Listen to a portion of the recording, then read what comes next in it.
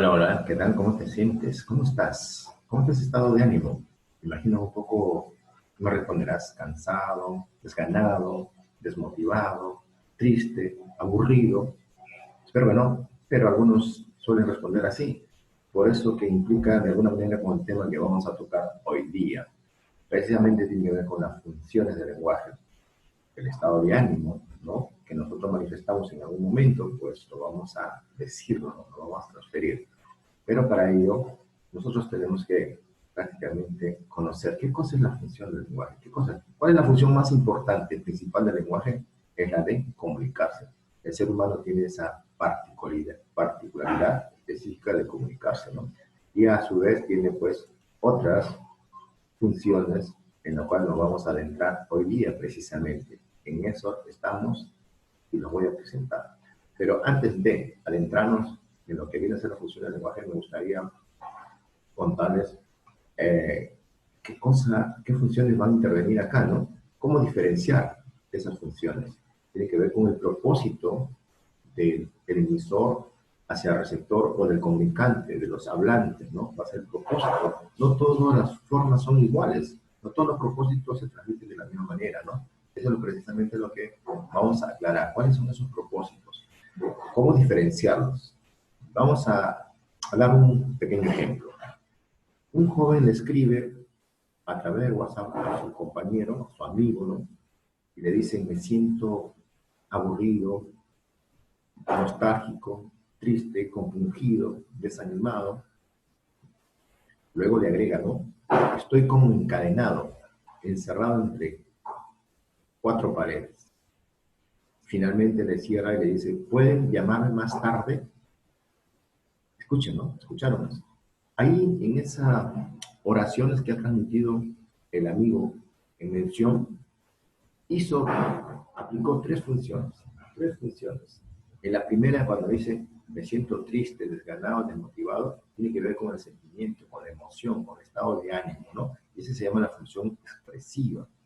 Posteriormente le dice, estoy como encadenado, ¿no? Encerrado entre cuatro paredes. Eso tiene que ver, cuando dice como encadenado, tiene que ver con en literatura, ¿se acuerdan ustedes, no? La figura literaria símil, en ese caso, está haciendo uso de la función estética para embellecer la palabra, de alguna forma.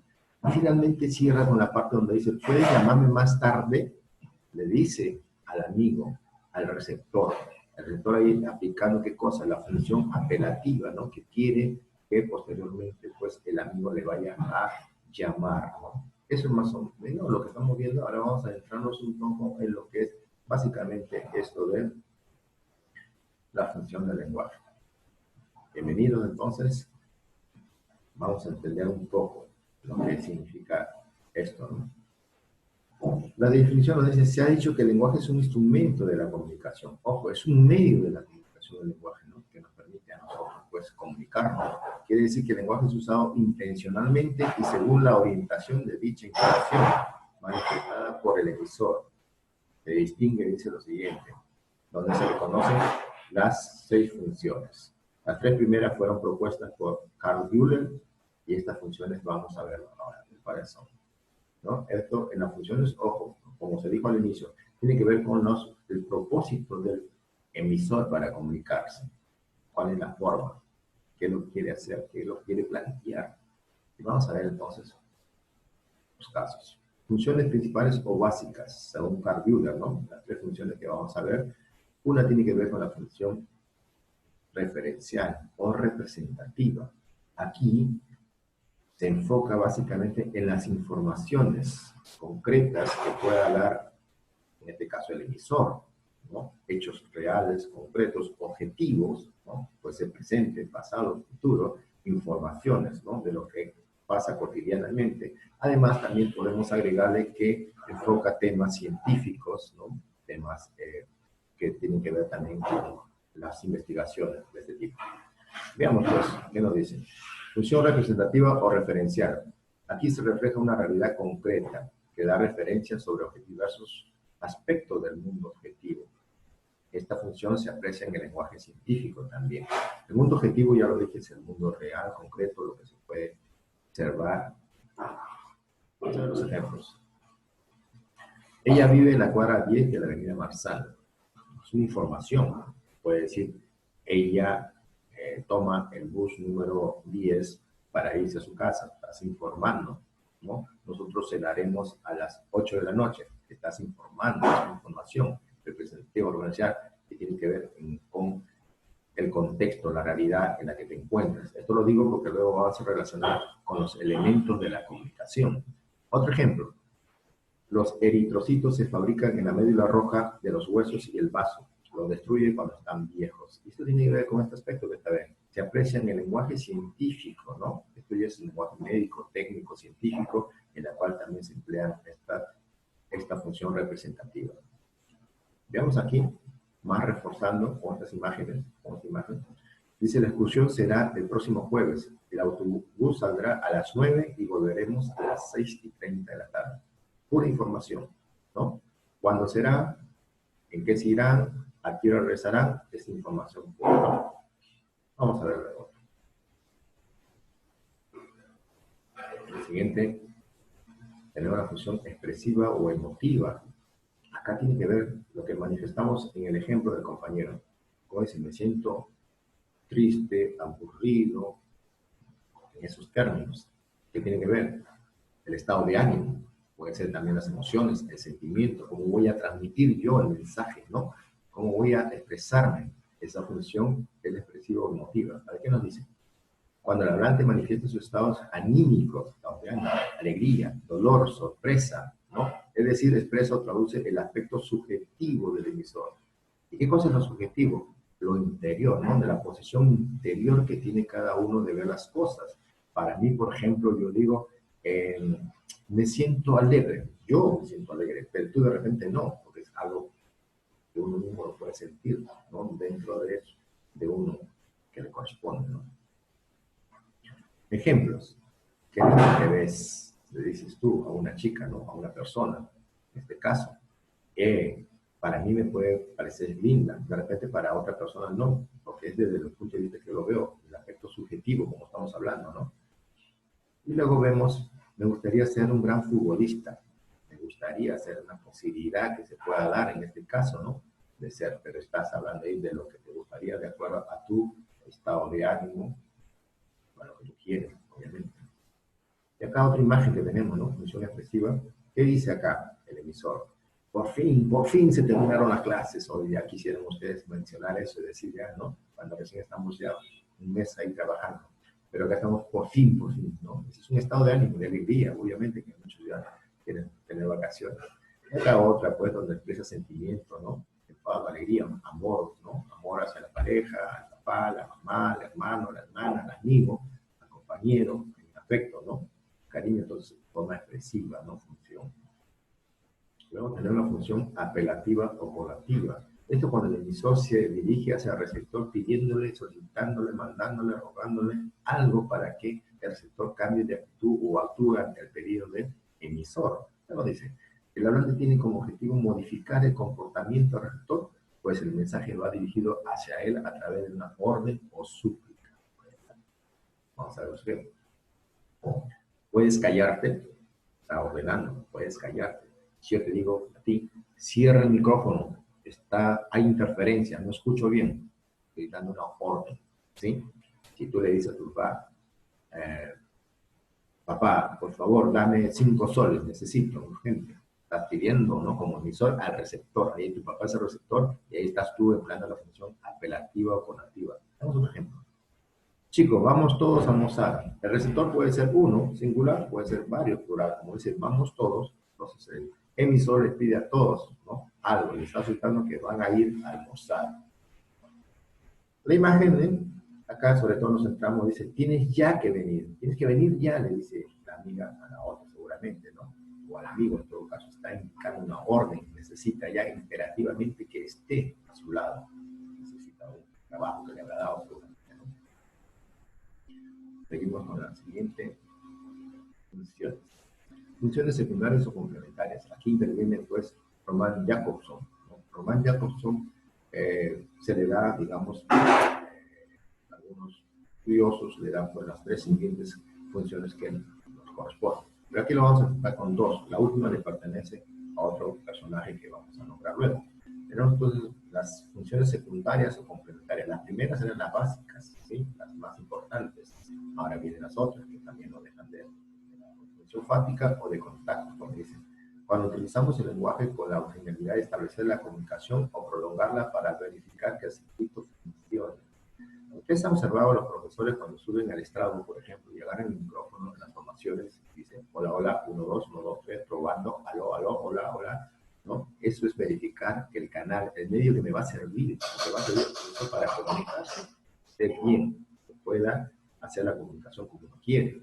Igualmente, cuando tú respondes al teléfono, cuando suena el celular, dices, aló, aló, hola, hola, estás verificando quién es. Tú todavía no inicias la comunicación, simplemente verifica quién es, ¿no? Y ahí luego pregunta, hola, ¿qué tal? ¿Cómo estás? También estás verificando, ¿no? ¿Qué tal? ¿Cómo va el otro lado? ¿Cómo se encuentra? Entonces, esa es la forma que vamos a detectar la función fática. Acá tenemos un ejemplo. Tiene como objetivo, como objeto, dice, afirmar, mantener o detener la comunicación. La tenemos. Aló, aló, ¿me oyes? ¿No?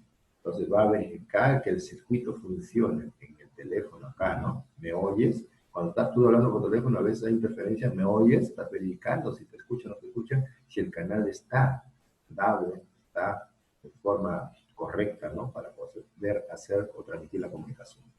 Igual acá, ¿no? Para cerrar el canal, chao, adiós, nos vemos, hasta luego, está cerrando la comunicación, ¿no? Abre la comunicación, cierra la comunicación, se cerciora que la comunicación esté viable, es dable, ¿no? Esa es la función más importante que tiene entonces la fática, ¿no?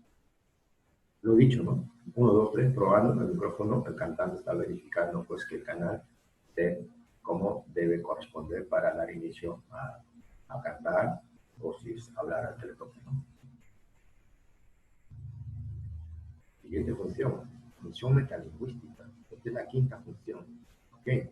La quinta función me dice que tiene que ver con el lenguaje propiamente. Es decir, hablamos de lingüística, ¿no? La lingüística tiene que ver con el estudio de todo lo que es la gramática, la fonología, la semántica, etcétera, etcétera, ¿no? La lingüística es eso. Meta, si quiere decir, cercano a lo lingüístico, ¿no? Es un punto que está tratando la función en todo caso. Y cuando hablamos, por ejemplo, de un tema determinado del área de comunicación, por ejemplo, yo digo, el núcleo del sujeto es el sustantivo, por decirlo. Listo, hablo del curso de comunicación, pero con el lenguaje que empleamos. Igualmente, digo, el núcleo del predicado es el verbo, también es un tema de comunicación. ¿Sí? Eso es importante tener en cuenta. En la función metalingüística se va a hablar específicamente de todo el tema del campo lingüístico, ¿no? De comunicación, el curso de área de comunicación. Cuando utilizamos el lenguaje como instrumento para estudiar y comprender al mismo lenguaje, ¿no? Usamos el lenguaje para hablar y comprender sobre el mismo lenguaje, ¿no? Parece una redundancia, ¿no? En los estudios de gramática, semántica, etcétera, ¿no? Ejemplos acá más claros. La oración dime es un tema de comunicación, pero lo empleamos el lenguaje para hablar sobre el tema de comunicación. La oración dime consta de dos elementos, sujeto y predicado. Otro tema de comunicación. La palabra alhaja se separa en sílabas, ¿no? Está hablando de un tema de comunicación a través del lenguaje, ¿no?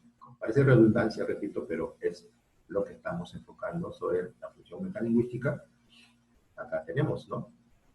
El profesor pregunta, ¿cuál es el significado de la palabra amistad? Amistad es una palabra que tú puedes buscar un sinónimo, ¿no? Esa palabra sinónimo o el significado de esa palabra lo vas a encontrar en el diccionario y se refiere también todo esto dentro del campo de, digamos, que se estudia en comunicación, ¿no? El significado de las palabras, los sinónimos, etcétera. Todo eso lo vemos ahí en el área de comunicación. Por eso está inmerso en la función metalingüística también en esto. Finalmente tenemos, para terminar con las funciones, la función estética, poética, ¿no? Artística también se le llama, ¿no? Y esto tiene que ver con el momento en que nosotros tratamos de embellecer la palabra, ¿sí? En los mensajes. Cuando yo digo un poema, una canción, un refrán, utilizando palabras especiales, ¿no? Que utilicen recursos literarios, por ejemplo, hace una forma de embellecer la transmisión del lenguaje, el mensaje en sí. Y por eso es que se llama función poética o estética. Vamos a ver qué nos dice. Agregada acá nos dice, ¿no? Por Jan Mukarovsky. cuando se utiliza una serie de recursos expresivos, metáforas, rimas, estudiados en literatura, recuerden ustedes, para llamar la atención sobre el propio mensaje. La intención es tener una expresión estética que, unida a un contenido sugerente, emocione al receptor con ese mensaje pues vibre, ¿no? Que llegue al corazón, al alma, si se quiere, con la poesía, ¿no? Uno ha recitado un poema, ¿no? Como decir esos de Pablo Neruda, por ejemplo. Puedo escribir los versos más tristes esta noche. Escribí, por ejemplo, etcétera, etcétera. Ok, estamos en eso. Y vamos a ver el ejemplo que nos mantiene. ¿Qué estará haciendo a esta hora mi andina y dulce rito de junco y capulita? Tenemos a Vallejo recordado, ¿no? Con sus poemas. Y acá, en la imagen, la función poética me dice el emisor centra la atención en la manera de expresar el lenguaje, ¿no? Cómo va expresando, cómo va llegando a través de la palabra, obviamente, el mensaje que va a tener que llegar hacia los receptores o el receptor de una manera bella, hermosa.